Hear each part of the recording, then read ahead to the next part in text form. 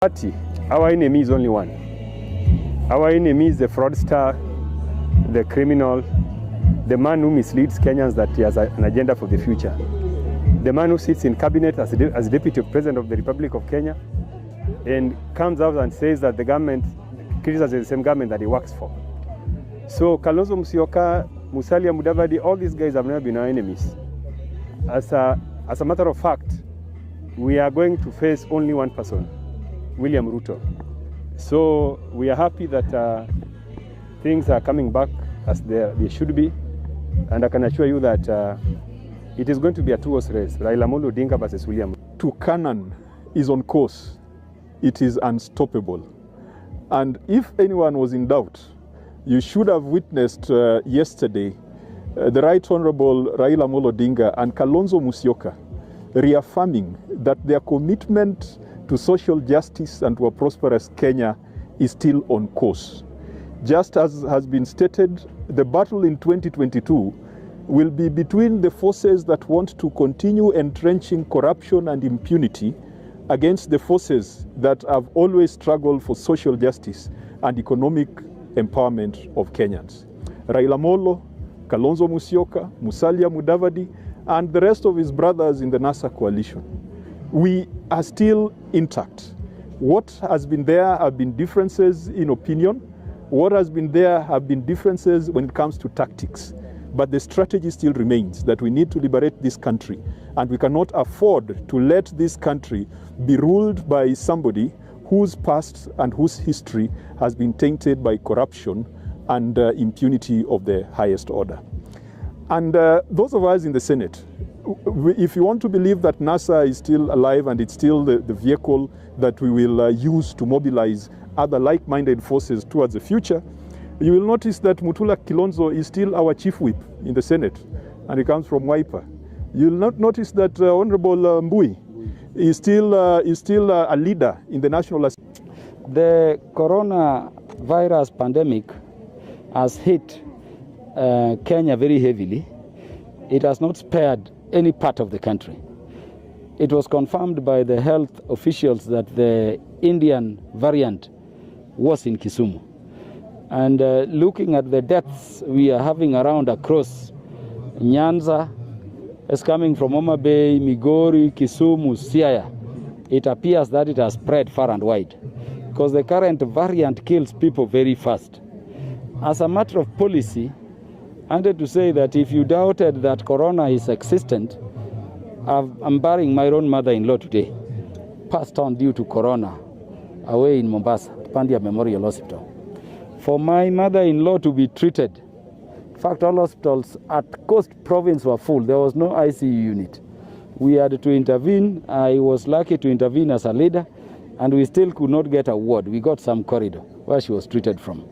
What I've learned is that the treatment of this virus requires the intervention at the policy level of the national government and the health ministry. In a period of 8 days of treatment of my mother-in-law, I've spent 2.3 million paid to the hospital before other expenses. And I'm getting bothered if we do not intervene. And that cost burden cannot be shouldered by our ordinary Kenyan people here. It's a matter we have to discuss in Parliament. We see what policy interventions we can have. It's a matter we also have to send strongly as leaders to the national government, the leaders at the executive, so that something can be done. I wanted also to request the Ministry of Health, now that it is known the Indian variant first hit Kenya through Luo Nyanza, that we get more spending and grants, most of those ones which come from the national government to level 5 hospitals and other hospitals. It would be a good thing if in each county what we had as former district hospitals, now county referral hospitals, were elevated to level 5 so that we can be treated. In Homa Bay, if you move from Homa Bay County, you move through Migori County, you move to Nyamira, we have a single level 5 hospital in Kisii County, in Kisii County Referral Hospital. I mean, that cannot help people much. So we want more expenditure, we want more facilitation of the treatment, but we must go back to Parliament and ask about the policy around treatment. Because I've been able to do this because I'm a member of Parliament. What of other Kenyans there? And how do you do it when hospitals are also holding the bodies and refusing to release them before you pay them money? I've been able to release my mother-in-law for treatment because as a leader I have money. What of that ordinary Kenyan? If you demanded 2.3 million, and yet the disposal protocols also require you do so within 72 hours. So we must intervene so that the measures can be practicable for our people and can be things that people can treat it. But we are requesting our people that your best protection from coronavirus now is treatment. Just ensure it's not treatment, but it's prevention. Follow the government protocols. Coming to this funeral, I saw many of our people with their masks hanging on the chin. Many people across the market centers from Rangala through Luanda, through Kisumu, are still overcrowding as this thing does not exist.